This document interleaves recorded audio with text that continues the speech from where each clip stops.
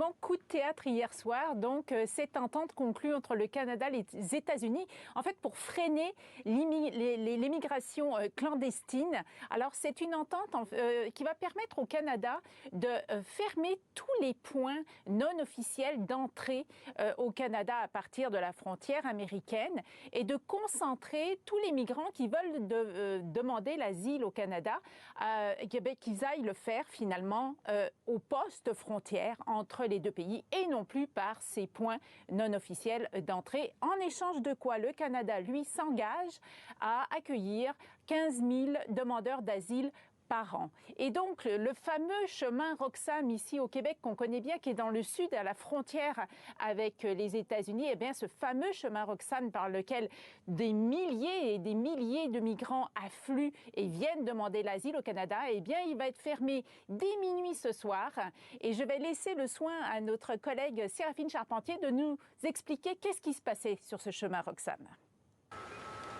Perdu au milieu des arbres, sous un épais manteau neigeux, un discret point de passage. On l'appelle le chemin Roxham. Une voie de fortune choisie par des milliers de migrants illégaux chaque année pour se rendre au Canada depuis les États-Unis. Contrairement au poste frontière, qui les renverrait directement aux États-Unis, le chemin Roxham permet la déposition d'une demande d'asile. Bonjour, vous parlez anglais ? Espagnol. Espagnol ? Ok, arrêtez-vous là. Il est illégal d'entrer ici. Tu es arrêté. De quel pays viens-tu ? Marcelo, haïtien, vient tout juste d'arriver. J'ai toujours vu le Canada à la télévision et j'ai toujours rêvé d'y aller. Ça a l'air d'être un très beau pays et j'aimerais le connaître.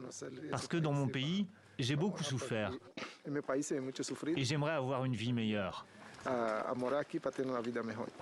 Haïtiens, Vénézuéliens, Colombiens, ils étaient 40 000 migrants à transiter par le chemin Roxham en 2022, après avoir traversé parfois une dizaine de pays.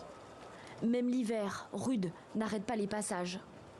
Pour atteindre Roxham, depuis la gare routière la plus proche, il faut bien souvent prendre le taxi. C'est généralement 90 $ par famille. Une personne, c'est 70 $. S'il y a plus d'une personne, nous baissons le prix à 50 $ par personne. Le Canada attire de plus en plus de migrants. Obtenir une réponse à une demande d'asile prend 2 ans au Canada, 5 à 6 aux États-Unis. Ottawa permet aussi aux migrants de travailler pendant l'examen des demandes d'asile. Mais les autorités canadiennes seraient sur le point de fermer le chemin Roxham et tous les autres points d'entrée irréguliers.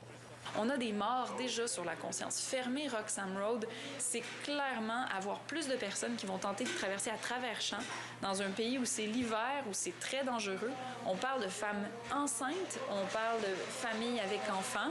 Donc fermer Roxham Road, pour nous, c'est mettre en danger toutes ces personnes-là. La fermeture du chemin Roxham permettrait au Canada de refouler vers les États-Unis tout demandeur d'asile, arrivé de manière irrégulière par la frontière terrestre.